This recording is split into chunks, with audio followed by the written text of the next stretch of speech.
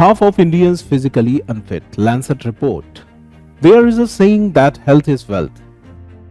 But according to the study report of Lancet, today half of the country's population is unfit. If we look at the list of insufficient physical activity, then India is at 12th place in the list of 195 countries. Half of the adult population of India does not fulfill the WHO guidelines of adequate physical activity. That is, about half of the population, the country is physically unfit. In about 22 years since the year 2000, the number of people who are physically unfit has increased very rapidly.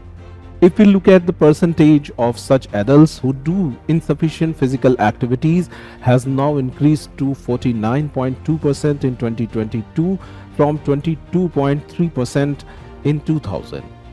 If all this continues in the same way, then by 2030, 60% of such people can come in the category of physically unfit. If you look at these figures, by 2030, more than half or even 60% of the country's population may fall in the category of physically unfit. WHO recommends that at least 150 to 300 minutes of moderate aerobic activity per week for all adults.